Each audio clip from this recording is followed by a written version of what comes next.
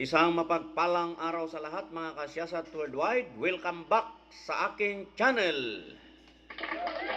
Ayan, so ang ating tatalakayin ngayon is about the DDR Bill o Department of Disaster Resilience. Ayan.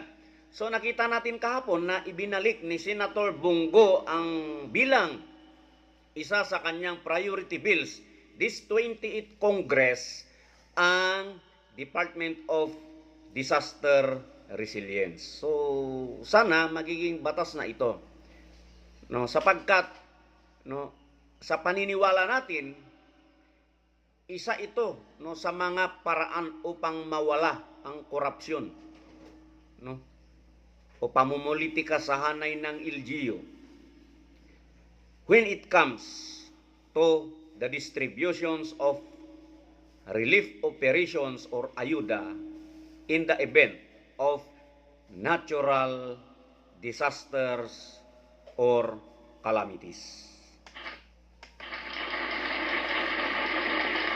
At siyempre, mawawala na rin ang diskarte ng mga mayors na pinipili lang, no, sa pamamagitan ng kanilang mga dakila at tiwaling tagalista, di ba? Ang bibigyan.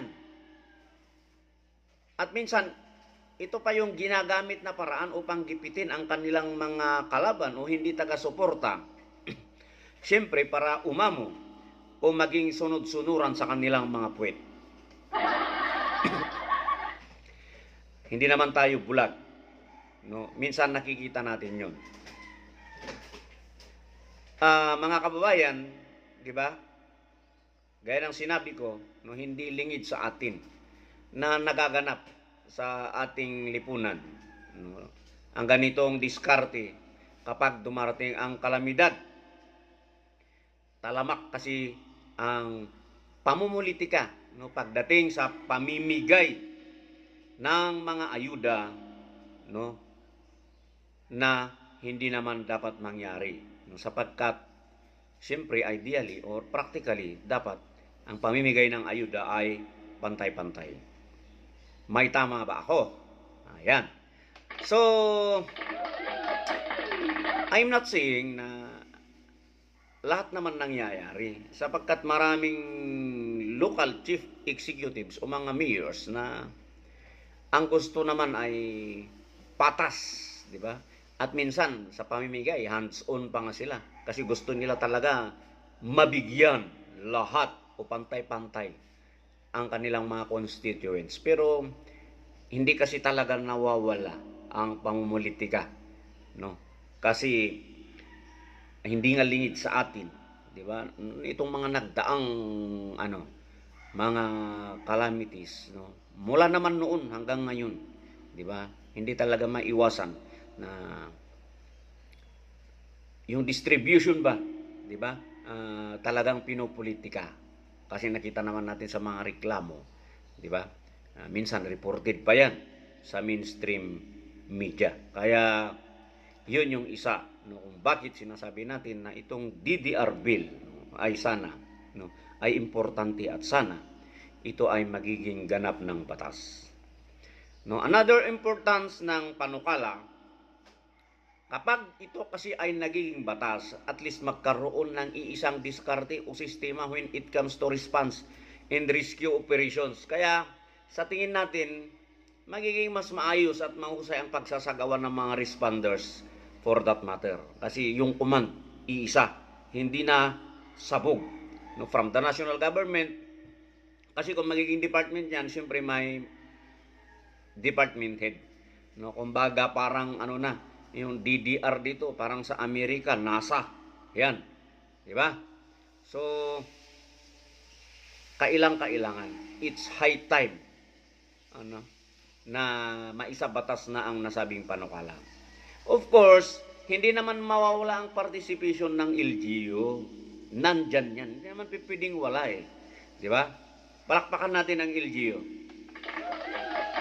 Iniiwas lang natin kasi sila sa korupsyon. Kaya nga sinasabi natin dapat may departamento na talagang hawak. Di ba?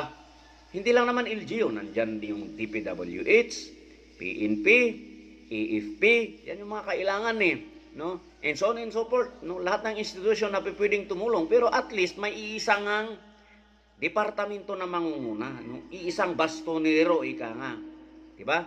To direct, to manage, to administer, or supervise. Diba? Yung mga diskarte, no? All matters na kailangan gawin no pagdating ng kalamidad.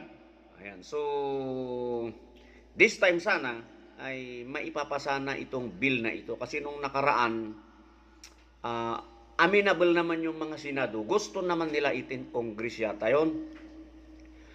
Ang problema, siyempre, yung budget.